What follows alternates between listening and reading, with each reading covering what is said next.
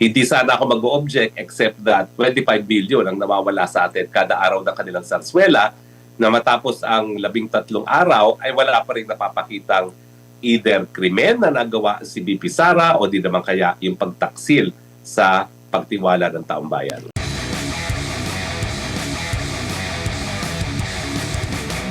Taga COA ang naging witness, no?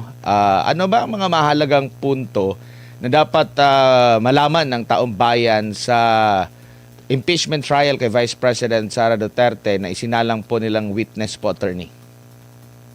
Well, naguguluhan nga ako bakit ang mga testigo na sinalang ng prosecution ay isinalang. Unang-una kasi, yung mga obserbasyon na sinabi ng witness, no, na nagtestigo kahapon at ngayon, natapos ngayon, ay mga personal na mga observation. Hindi yan opisyal na observation ng COA itself. Kasi ang COA will speak only in terms of a notice of yung denial, no? O di naman kaya order ng commission mismo, no? So ang isang individual na auditor I cannot speak on behalf of the commission, no? Una-una. Pangalawa, lahat ng mga observations niya observations lamang, no? At hindi po siya po pwedeng maging conclusion na nagkaroon ng paglabag ng batas si BP Sara o di naman kaya ay paglabag sa tiwala ng taong bayan, yung betrayal of public trust, no? Kinakailangan may kwento pa rin kung paano naging kriminal yung mga bagay-bagay na pinapatunayan ng mga dokumento dahil ang mga dokumento mismo ay hindi po pwedeng magkwento.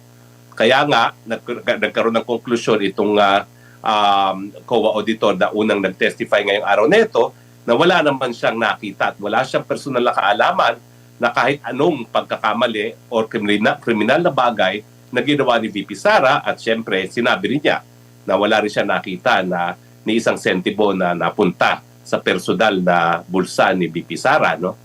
So far, yung unang testigo sa COA, dating ex-COA na pala yan, hindi na siya COA, no? So hindi natin siya mapapaniwalaan na sa public officer na merong sinumpaang katungkulan na sabihin ng katotohanan, no? Dahil hindi na siya taong gobyerno, siya ay taong pribado na, ay mga personal observations lamang, no?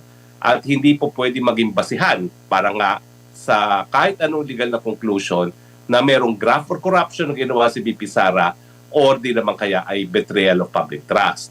Pagdating dito sa pangalawang testigo, hindi naman umusad kasi nga hindi rin pumayag sa stipulation itong mga depensa. At tama naman, no? Kasi bakit sila papayag sa stipulation, hindi naman nila alam kung ano na yung mga acknowledgement receipt na pinapakita dahil gaya nga sinabi ng Attorney Ferrer, mula nung na-issue yung mga acknowledgement receipt na yan, hindi na nila hawak yan. So hindi nila alam kung yan talaga yung mga acknowledgement receipt na nakita ng tanggapan ni BP Sara.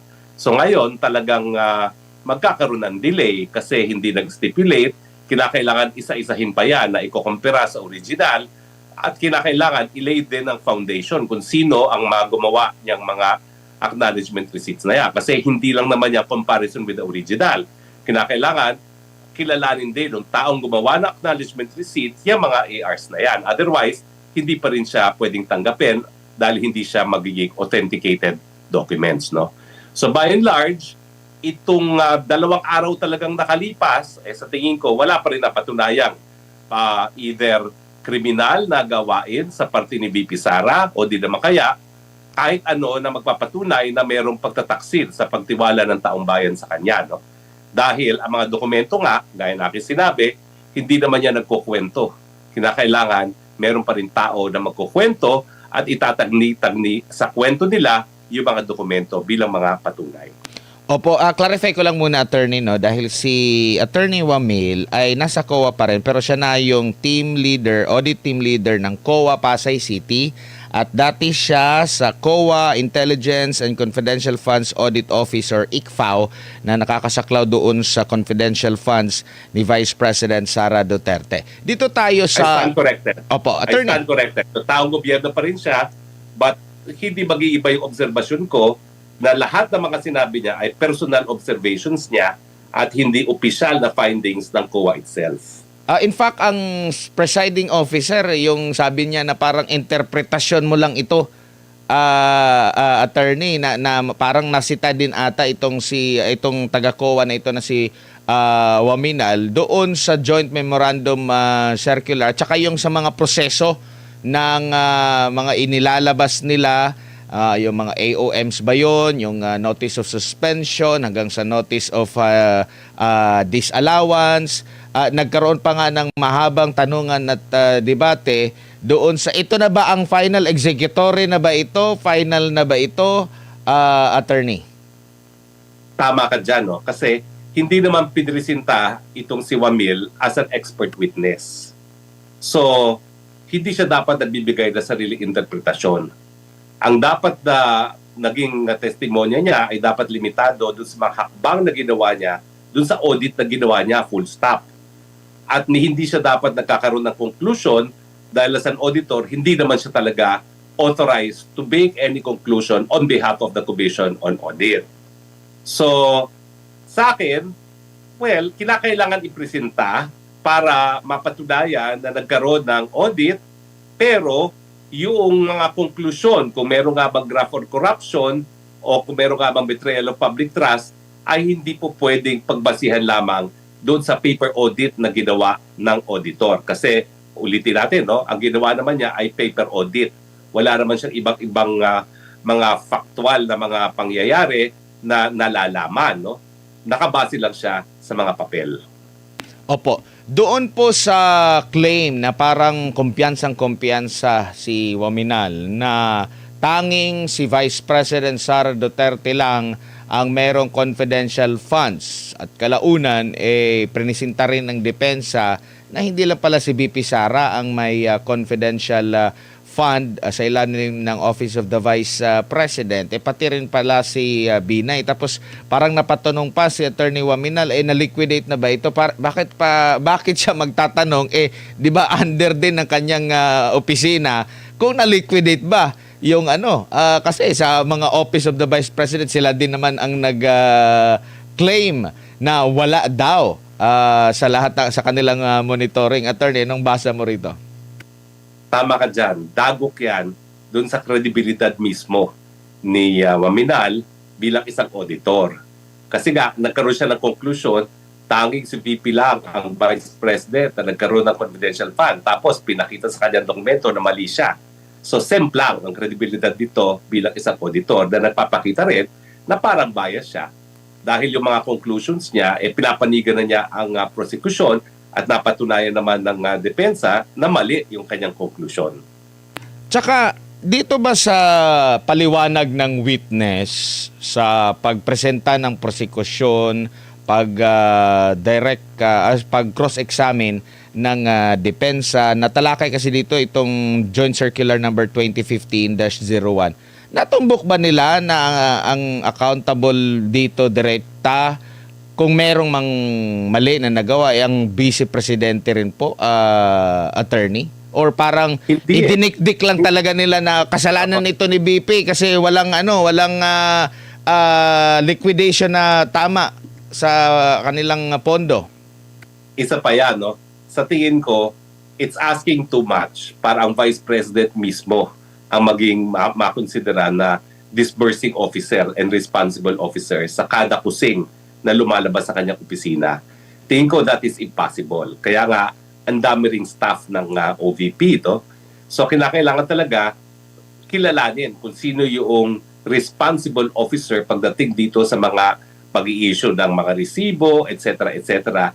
Hindi dapat asahan na ang Vice President mismo in charge yan. Otherwise, mag-i-insist tayo. Dapat si Bongbong Marcos din ang authorized ng responsible officer to account for every single cent na ginagastos ng Office of the President.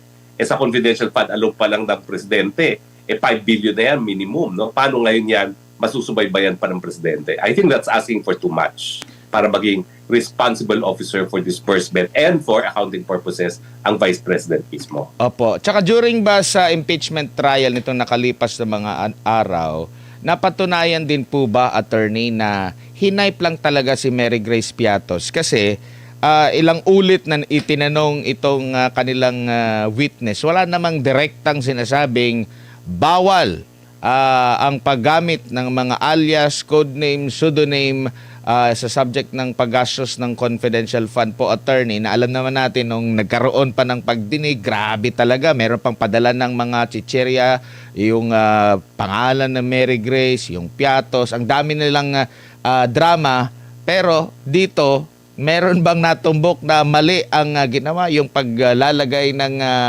code names, attorney? Well, hindi na kasi sakop yan nung testimonya nung dalawang testigo so far eh. Kasi sila dapat ang limitasyon ng kanilang testimonya, hakbang na ginawa nila sa pag-audit. Yung issue kung pwede ba gumamit ng pseudonym, hindi na yan trabaho ng mga auditors. Titignan natin ngayon kung ano talaga ang patakaran ng COA at sa aking pagkakaalam, basta confidential funds, hindi nga dapat linalabas ang identity ng mga tumatanggap ng mga confidential funds dahil syempre magkakaroon ng banta sa kanilang mga buhayan, lalong-lalo na kung alam natin na yung source ng confidential information ay embedded doon sa iniimbestigahang mga organisasyon. Opo, meron pong dalawang batas na sinight po ang depensa, no? Yung sa RPC, Revised Penal Code, tsaka yung sa Anti-Graft and Corrupt Practices Act.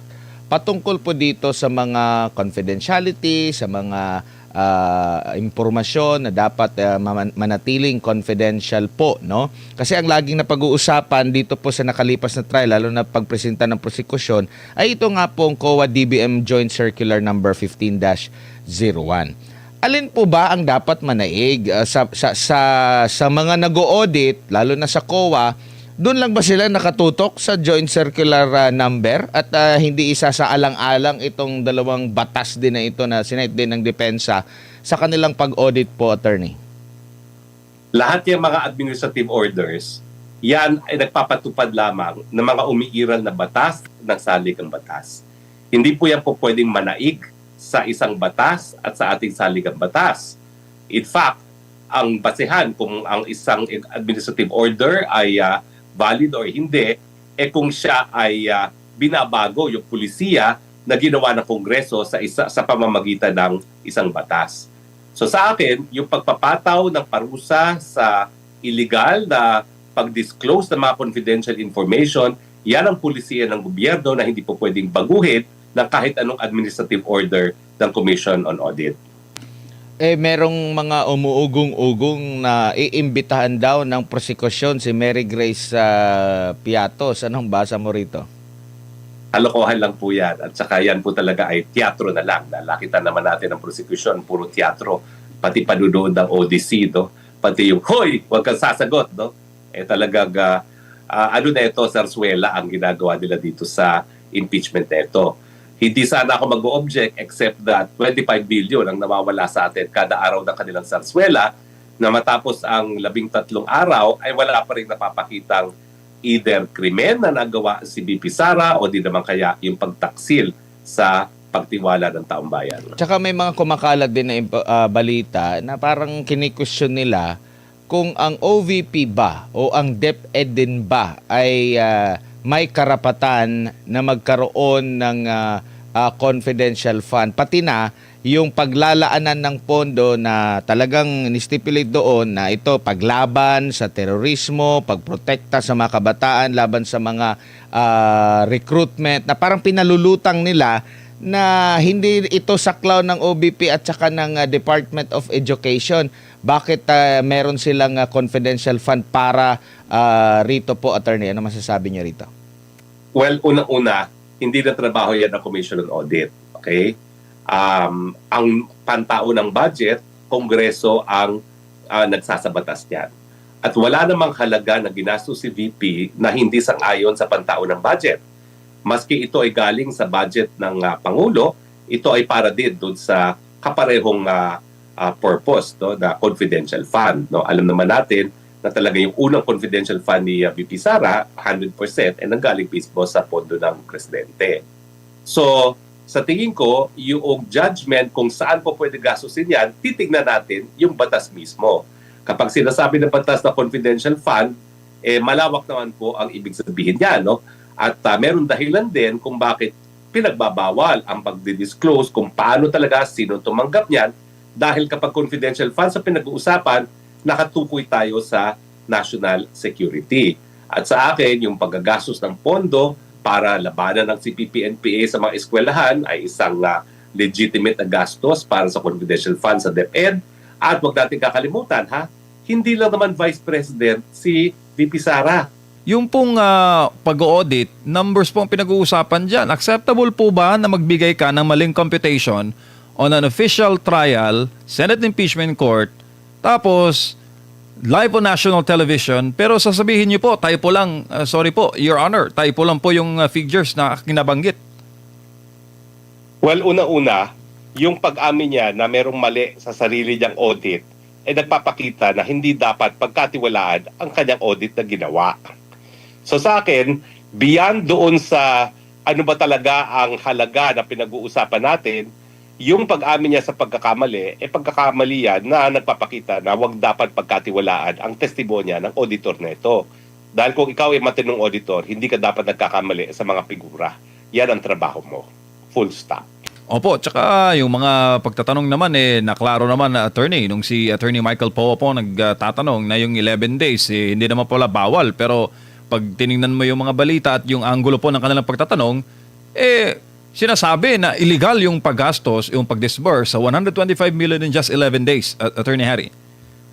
Well, ako, dahil nanggaling na rin sa gobyerno, wala po talagang pagbabawal sa paggastos ng 11 days. At saka sa totoo lang, hindi po totoo na nagastos yun 11 days. Yan po ay na-earmark na gastusin within 11 days. Hindi actually nagastos yan. Hindi ibig sabihin talaga na binili ka within 11 days, no? Na-commit lang yung pondo for the purchase of a certain item. So, ganun po how it works, no? At kinakailangan nga po na gawin yan bago matapos ang taon dahil pag hindi nyo po na-commit yan, okay, ang ini-earmark lang po yan, hindi actually ginagastos, hindi required na actually gastusin na lumabas sa kabadang bayan yan. Pag hindi mo yan na-earmark by year-end, babalik yan sa general fund. Sayang naman yung pondo na yon dahil tinitignan din natin yung abilidad ng mga ahensya na gastusin yung mga budget na nakaalat sa kanila. At isa sa batayan kung sila ay ginagawa ang trabaho nila, kung hindi nga nila nagastos yung budget na hindi nila sa Kongreso. Kumbaga dyan papasok, attorney, yung liquidated at saka obligated na mga pondo. Attorney Harry. Correct po. No? Ang importante lang dyan is ma-obligate siya. Mm. Kinakailangan meron na siyang paggagastusan. Hindi naman ibig sabihin na ibinili na yan within 11 days. Bakit hindi po nila ito magets o ayaw nilang igets, Attorney Harry? Well, kasi alam mo, ang impeachment, ito ay political and legal. So pagdating sa legal, syempre, ginagawa nila ng kwento si VP Sara. Pero kung napapansin mo, unlike yung mga nangyari kay VP Binay doon sa mga investigasyon ng Senado, habang nagpapatuloy ang impeachment trial ni VP Sara, lalo pang tumataas ang trust rating at approval rating ni VP Sara. Ibig sabihin, talagang walang katiwala ang taong bayan dito sa mga prosecutors na naninira lamang sa pagkatao ni VP Sara. Opo, attorney, bilang pong isang alagad ng batas, meron po kasing mga pagsita, no? Both ang presiding judge, both sa senator judges, and dito po sa mga taga-prosecution, dito po sa laging sinisita na conclusion of facts, attorney, bawal, di pwede. Kanina, may nasita kanina na senator judge. Ano bang relevance niyan, Attorney Harry? Kasi kapag ikaw ay nagtatanong ng mga bagay-bagay bilang isang West, nais mo lang linawin kung yung mga tinatawag nating mga facts, antecedent facts, okay? Hindi ka dapat nagbibigay na ng iyong prejudgment. Kasi hindi pa tapos yung prejudgment na sinasabi ko, yun na nga yung conclusion of fact and law. So dapat, clarificatory questions para maintindihan mas mabuti kung ano yung issue. Pero hindi ang pagkakataon para ikay maghusga na. Dahil ang paghuhusga sa pagkatapos na ng trial, dahil hindi lang naman prosecution na magsusubiti ng ebidensya, pati naman yung akusado, si VP Sara, ay may karapatang magpresenta rin ng ebidensya. So kung ikaw ay magkakaroon na ng conclusions of facts and conclusions of law, para kay ka pa nagkaroon ng pagbibista. di ibitay na si BP Sara, miski hindi pa siya naririnig kung ganyan naman ang gagawin ng mga senator judges. Opo, pinunto po ni Senator Amy Marcos, Senator Judge Marcos, na batay sa COA findings, wala naman daw po ang deklarasyon na ninakaw ang confidential funds. Para saan pa po itong Article 1, Attorney Harry? Well, pag-aasay lang po talaga na oras yan.